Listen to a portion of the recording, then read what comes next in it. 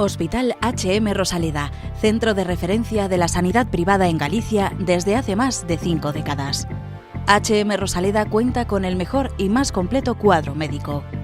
Actualmente está formado por casi un centenar de facultativos altamente cualificados que cubren prácticamente todas las especialidades médicas. Además dispone de unidades específicas totalmente punteras como la unidad antitabaco, neurología cognitiva o neurofisiología. El hospital está dotado asimismo con la tecnología más avanzada, ofreciendo a sus pacientes las máximas prestaciones sanitarias con los más vanguardistas medios de diagnósticos quirúrgicos y asistenciales. Más de 10.000 metros cuadrados a tu disposición, con unas instalaciones recientemente reformadas para una mayor confortabilidad, exclusividad y el mejor trato a sus pacientes. Y todo ello sin esperas y con una financiación adaptada a tus necesidades. Porque lo verdaderamente importante no puede esperar. Por ti, por los tuyos. Hospital HM Rosaleda y HM La Esperanza.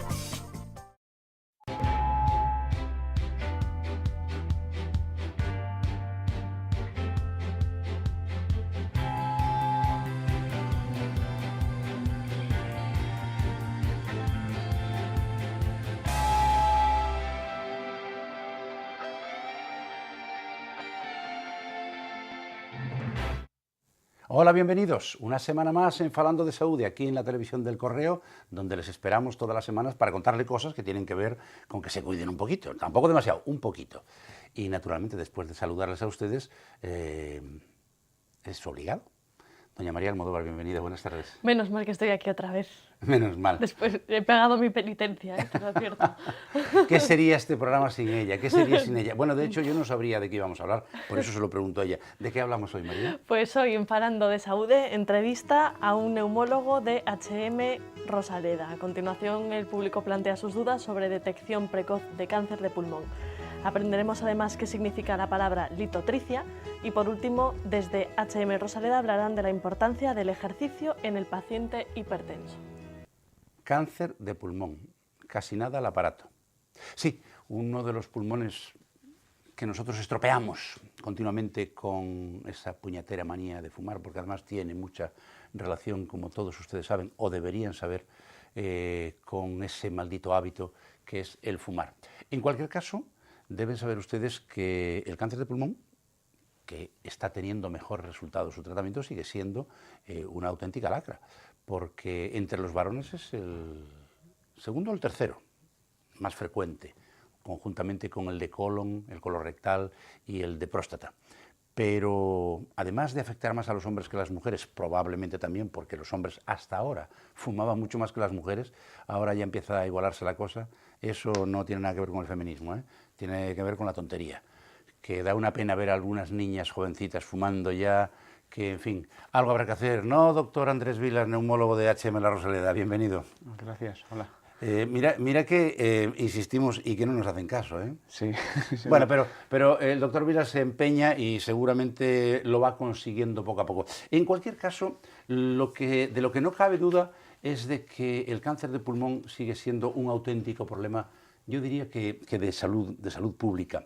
De todas maneras, la gente empieza a tenerle miedo, ¿verdad, Andrés? ¿Por qué? Miedo se lo han tenido siempre. Sí. Otra cosa es que escarmienten. Eso también Pero es verdad. miedo, sí, la palabra cáncer y la palabra cáncer del pulmón suena terrorífica y realmente... Pero no asusta a los fumadores. O sí, pero no. Ya, A veces, saben que se juegan la vida, a veces, se lo explicas y son conscientes, pero aún así a veces no dejan de fumar. Está claro. Claro, o sea, la causa principal es el tabaco, pero puede haber más causas, ¿no, doctor? Hombre, no todos los casos de cáncer de pulmón, en todos ellos podemos rastrear en la historia clínica un antecedente de tabaquismo, sobre todo tabaquismo activo. También hay fumadores pasivos y aparte de eso, pues sí, hay otros agentes cancerígenos que a veces está expuesto el paciente, sobre todo laborales, la gente que trabaja con cadmio, con tungsteno, la gente que, por ejemplo, ahora no hay tanto, pero antes los limpiadores de hollín, que limpiaban las chimeneas manualmente, también tenían una exposición bastante alta a ese hollín, que es cancerígeno. Después también hay causa genética, es decir, hay pacientes que por mucho que los rastrees nunca han tenido en su mano un cigarrillo y aún así tienen cáncer de pulmón. A veces incluso hay casos familiares, pero de todas formas sí, el tabaco sigue siendo el más habitual de los causantes del cáncer de pulmón. Lo que resulta interesante de esta casuística es que si fuéramos capaces, Andrés, de cambiar nuestros hábitos, yo no digo que lo erradicáramos, pero que íbamos a reducir muchísimo su incidencia, sin duda, ¿verdad? Es probablemente uno de los cánceres que mejor se puede prevenir. Sí, sí, sin duda. Es decir, la causa principal, que es el tabaco en nuestro medio, es una causa prevenible. Otra cosa es a veces pues, que llegamos tarde cuando el paciente ya está enganchado, ya tiene adicción al tabaco y a veces es muy difícil que lo abandonen.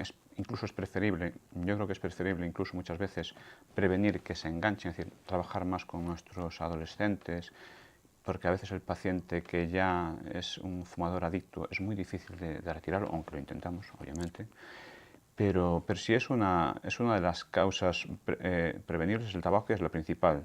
Pues eso, a veces las medidas de protección laboral, que hay gente que a veces no las cumple, y después, bueno, la genética ya es muy difícil, eso no puedes cambiarlo. Eso está claro, ahí eso viene de fábrica. Por cierto, ¿en qué porcentaje de casos de cáncer de pulmón está establecida la relación directa con el hábito tabáquico? Pues, aproximadamente. Aproximadamente entre un 85 y un 90%. ¡Qué barbaridad! O sea, podríamos evitar el 85 o el 90% de los cánceres de pulmón. Probablemente sí. ¡Qué barbaridad! Pues, y seguimos ahí fumando. Lo dice todo. ¿Va? Bueno, tú y yo no fumamos, No, y creo no, que el Dios me doctor libre. tampoco, Yo soy un el doctor señor. Vilas tampoco. No. El hospital en el que usted trabaja, HM Rosaleda, tiene un programa de cribado de cáncer de pulmón, ¿no? Desde hace un año aproximadamente para pacientes en riesgo. ¿En qué consiste ese programa, doctor? Mira, todo empezó con un estudio multicéntrico norteamericano muy grande que se publicó hace un par de años, que las siglas son NLST, pero bueno, significa cribado de cáncer de pulmón nacional. Y consistía en un grupo enorme de varios miles de pacientes, decenas de miles de pacientes, hacer dos subgrupos. A uno se le hacía TAC, es decir, escáner, y otro radiografía de tórax. El propósito era comprobar si mediante el TAC, que es nuestro método de diagnóstico por imagen más preciso, se podría aprovechar toda esa precisión, toda esa información que nos da para intentar detectar el cáncer de pulmón en fases precoces. El cáncer de pulmón tiene un grave problema y es que habitualmente cuando se detecta es cuando da síntomas y habitualmente cuando da síntomas su extensión es tal que ya no es abordable quirúrgicamente y hoy por hoy la cirugía es el único tratamiento eficaz. Entonces lo que se intentaba era, comparando con la radiografía de tórax, que es una exploración muy frecuente que se hace desde décadas, y además ya había antecedentes de intentos de cribado con radiografía de tórax hace ya varias décadas, en un estudio que se había hecho en Estados Unidos también para distintos tipos de cáncer y que había demostrado una baja eficacia de la radiografía. Ahora se intentaba repetir aquel estudio de la radiografía y compararlo con el TAC. Y en este estudio, con varias decenas de miles de pacientes, 53.000, se pudo comprobar que en el grupo que se había cribado es hacerlo digamos, indiscriminadamente a pacientes de riesgo, con TAC, la mortalidad en general, no solo la mortalidad por cáncer, sino la mortalidad en general se había reducido un 20%. Eso fue el primer estudio que dio pie a poner en marcha programas de cribado. Y nos inspiramos en ese estudio para empezar con nuestro programa. Es cierto que lo hemos mejorado, hemos aprendido también de ese programa, se han aprendido muchas cosas, se han aprendido que a veces el paciente que le encontraban algo, algo lo dejamos muy determinado en el pulmón, un nódulo pulmonar, se le hacían a veces demasiadas pruebas cuando muchos nódulos eran benignos. De hecho, aquí en Galicia tenemos un problema y es que hay mucha tuberculosis. Entonces, encontrar un nódulo pulmonar en un paciente gallego mayor de 50 años es lo más frecuente. Es como si te vas por la playa y te encuentras un guijarro. Entonces, lo que hemos aprendido también de ese programa es que hay que tener un protocolo a priori para saber qué hacer cuando aparece algo, que es una de las enseñanzas que hemos sacado de ahí, para intentar no hacer demasiadas pruebas que a veces son innecesarias. y lo que intentamos es copiar ese modelo, aunque mejorándolo con los algoritmos más modernos, porque hoy en día el TAC permite hacer cosas que en ese estudio que se hizo hace varios años, los TACs aún en su mayoría no permitían tener herramientas como calcular el volumen del nódulo, calcular el tiempo de crecimiento del nódulo. Hoy en día el software de nuestro TAC lo permite hacer en muchos sitios. En aquel momento, pues hace una década no era posible. Entonces hemos intentado copiar el mismo esquema pero mejorándolo y usar el TAC en principio como herramienta para el cribado. También hemos incorporado de paso el estudio de citología de esputo, porque hay algún tipo de tumores, el TAC no es infalible, que a veces son las de vías centrales, que a veces por esputo se pueden identificar. Entonces, como el esputo es una técnica totalmente inocua, que es un esputo de un paciente analizado al microscopio, intentar complementar alguna de los puntos débiles del cribado con TAC. Y cuando lleváis a cabo ese cribado y encontráis algo, ¿cuál es el perfil habitual más frecuente entre los pacientes a los cuales les encontráis algo? Bueno, primero, ¿cuál es la población de riesgo a la que se lo aplicáis? Y luego, el perfil.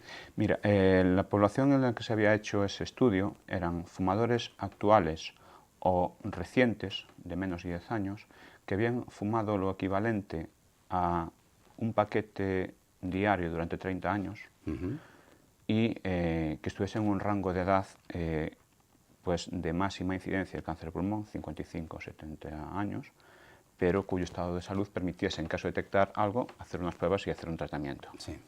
Nosotros hemos cogido ese mismo rango, son los pacientes que consideramos de riesgo, y hemos también añadido otro subgrupo que recomienda la Sociedad Estadounidense de Cirugía Torácica, que son los pacientes que, aunque lleven un poquito menos de carga de tabaco, es decir, lo equivalente pues, a un paquete diario durante 20 años, tengan algún factor de riesgo que aumente el riesgo de cáncer de pulmón, como puede ser padecer una EPOC, tener antecedentes familiares de primer orden, es decir, padres, hermanos con un cáncer de pulmón, sobre todo en edad joven, haber trabajado con sustancias nocivas para el pulmón, cancerígenas, como hemos hablado antes.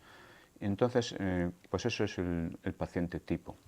Normalmente los algoritmos que usamos son para pacientes de alto riesgo. No es lo mismo encontrar un nódulo casual en un paciente al que le haces un TAC porque estás buscando, pues no sé, una embolia de pulmón, por ejemplo, y no es fumador y tiene 20 años, que un paciente de 55 años que se ha fumado un paquete diario de 30 años y en el cual es un paciente de alto riesgo. Es decir, que la valoración a priori, aunque sea la misma lesión, en los dos tiene un pronóstico a veces un poco diferente. Hay que tomarlo con más cuidado en el paciente de alto riesgo. Y normalmente son pacientes en ese rango de edad. Después, ¿qué nos interesa en el nódulo, que es lo típico que encontramos?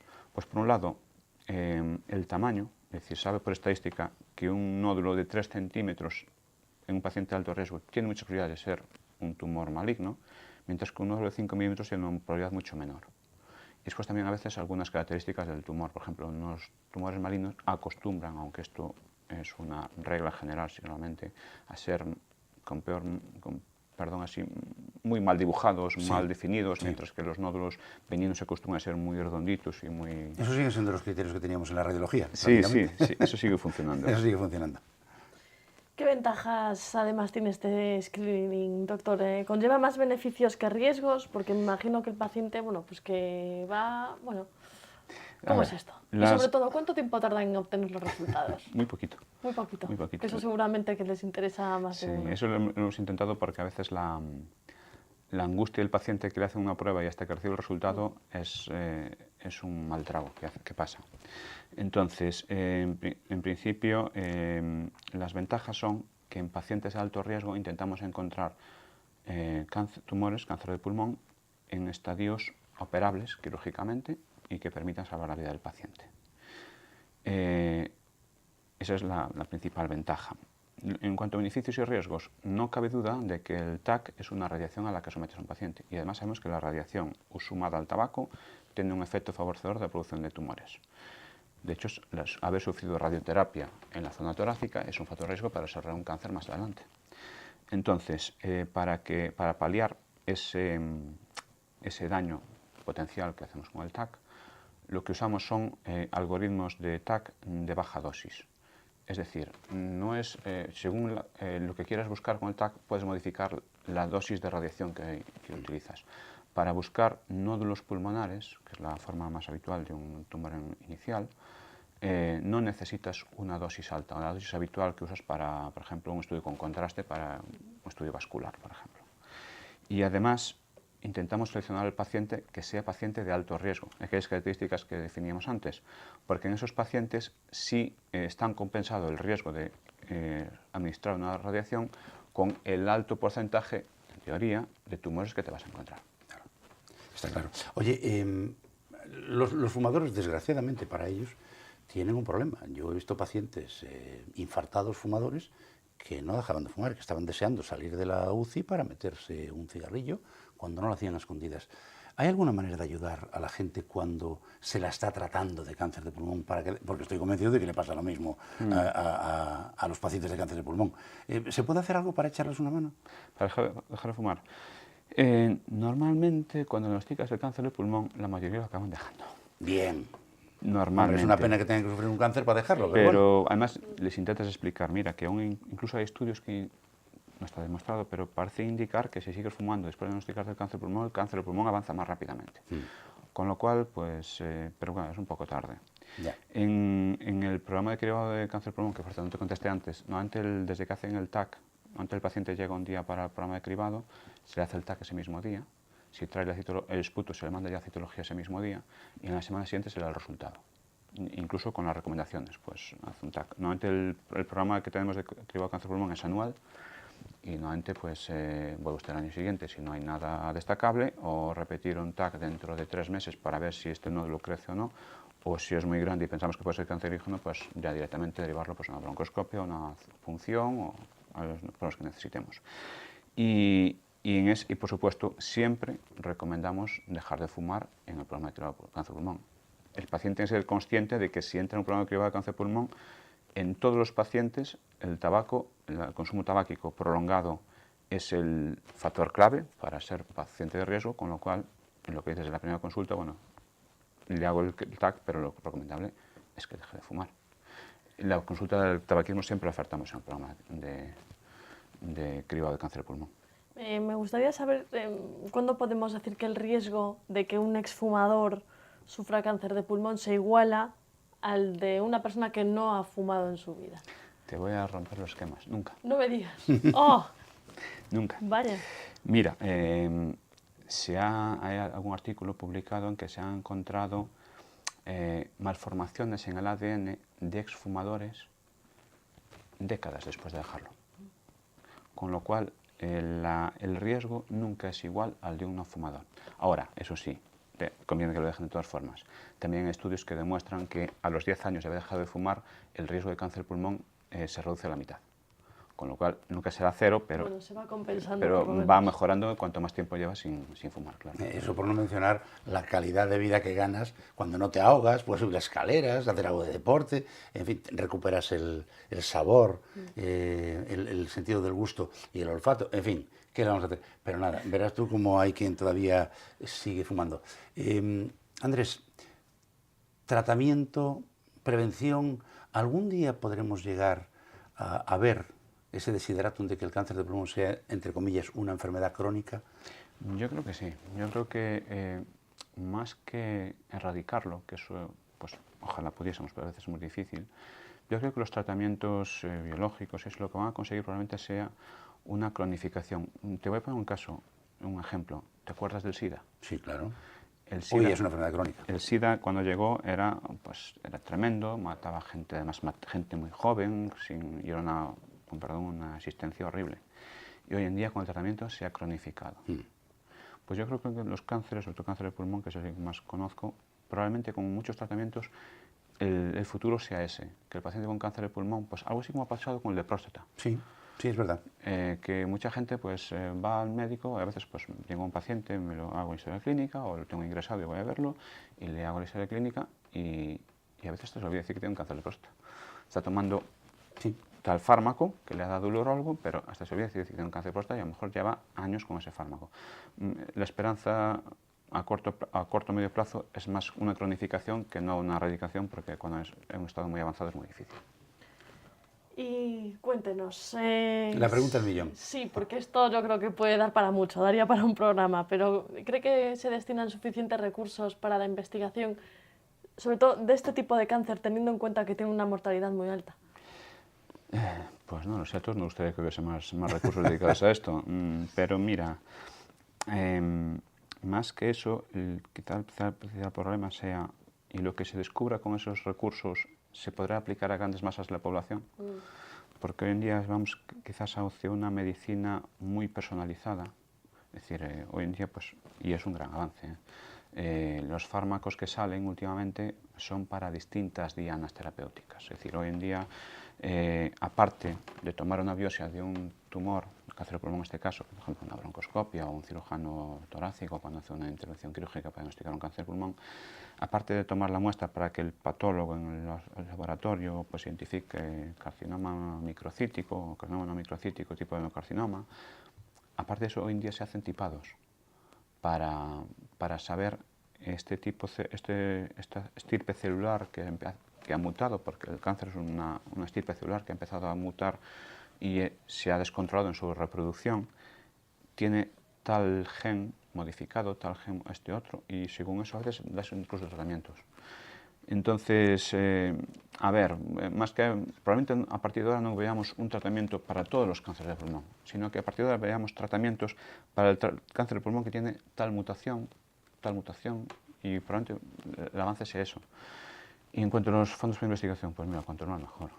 Está clarísimo. Está claro. ¿Qué nos preguntan nuestros televidentes? Bueno, pues ahora lo descubriremos. Vamos allá.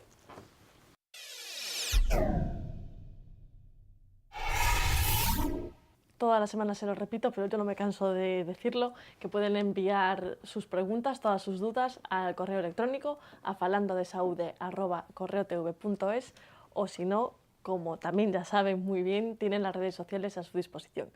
Doctor, Miguel de Santiago dice que este tipo de cáncer parece que está estigmatizado. ¿Y qué se puede hacer para que la esperanza no se pierda y que todos los esfuerzos que se realizan surtan efecto? La pregunta Pues, un poquito compleja. Carta de los Reyes Magos.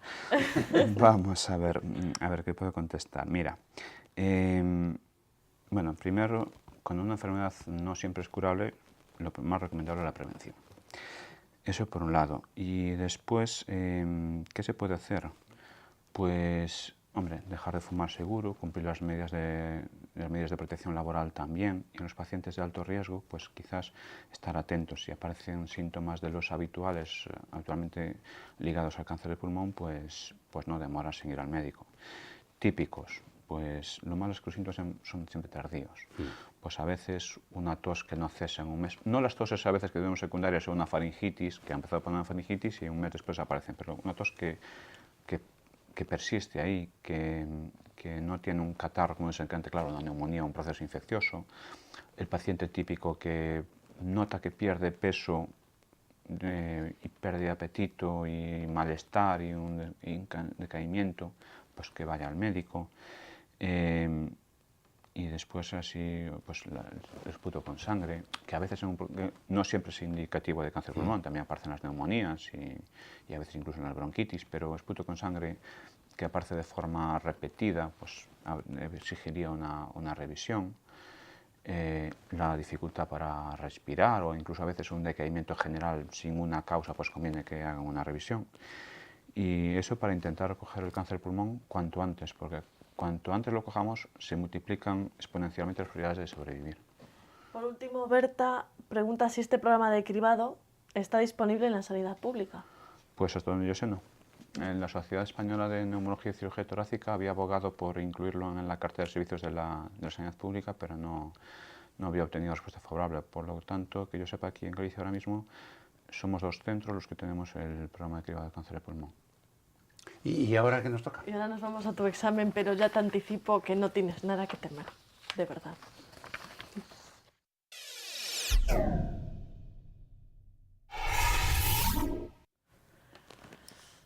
Ya verás cómo me vas a dar la razón esta vez. A ver, cuéntanos a todos qué es esto de litotricia. Cuando a uno le van a hacer una litotricia, ¿qué es lo que le van a hacer?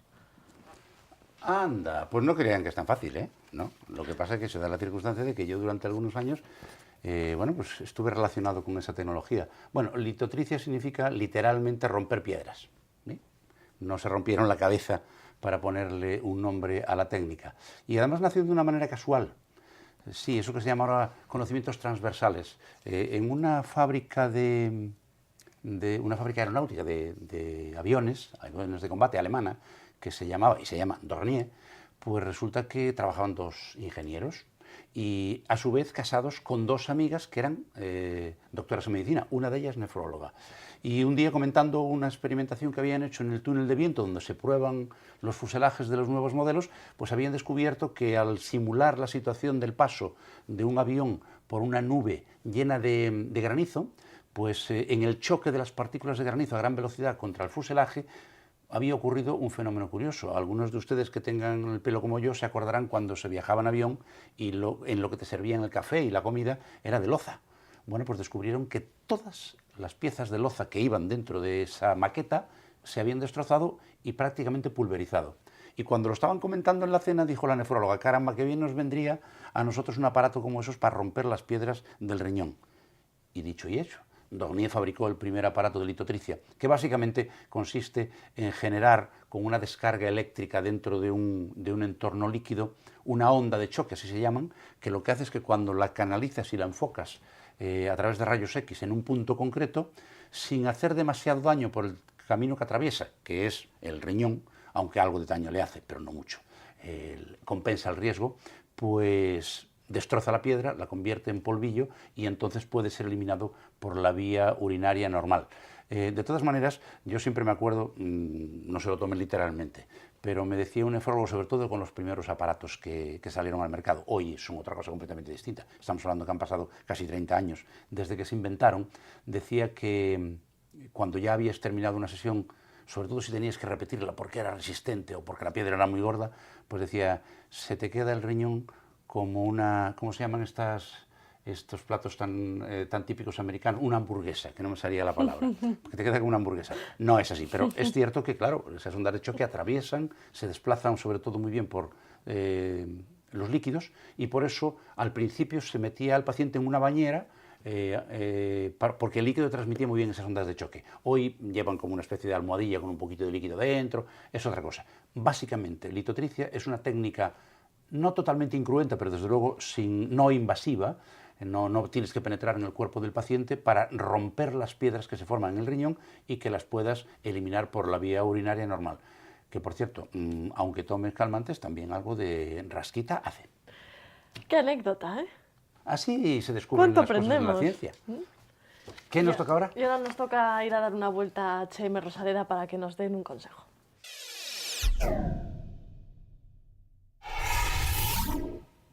Hola, soy Miriam Parracho, enfermera de HM Rosaleda, y voy a hablaros del ejercicio en la hipertensión.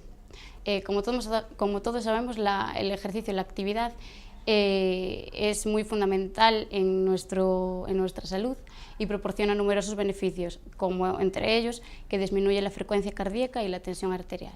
La tensión arterial tiene 2 valores, como es la presión arterial sistólica, que es máxima, y la presión diastólica, que es la mínima. Cuando realizamos cualquier tipo de ejercicio, aumenta la presión arterial sistólica y se mantiene la diastólica o se eleva ligeramente. Esto sucede en personas con valores normales de tensión o en personas hipertensas. Por tanto, cuando realizamos regularmente ejercicio físico, de forma dinámica, como correr, caminar, bailar, se produce una mejoría en la actividad cardíaca, entre otras cosas, disminuye los valores o hace que se mantengan los valores tensionales de una forma en valores óptimos.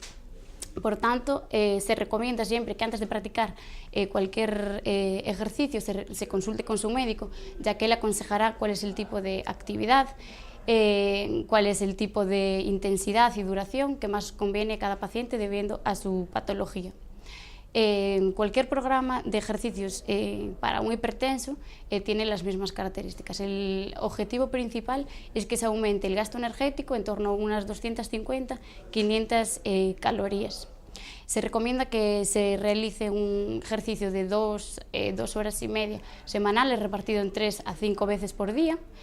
y que no se realicen ejercicios de una forma intensa, que se hidrate durante toda la práctica y nunca comenzar ninguna práctica de ejercicio cuando las tensiones sean superiores a 160, 100. Y hemos terminado de contarles lo que teníamos que contarles para hoy, que era hablar del cáncer del pulmón con nuestro invitado asesor áulico en temas neumológicos, que es el doctor Andrés Vilas. Andrés, muchísimas gracias, hasta otra. Gracias a vosotros. Porque ya saben que aquí la gente le coge gusto y nosotros nos aprovechamos, les invitamos de nuevo. Y como siempre, mi agradecimiento a María Almodóvar, mi querida compañera María. Hasta la semana que viene, si Dios quiere. Hasta la semana, que así sea. Y a ustedes, ¿qué les voy a decir? Gracias una vez más por acompañarnos. Esperamos que estén ahí la próxima semana. Si no, no venimos nosotros, ¿eh? Si ustedes no están, nosotros no venimos. Y hasta entonces, como siempre, el mejor de mis deseos. Salud y suerte.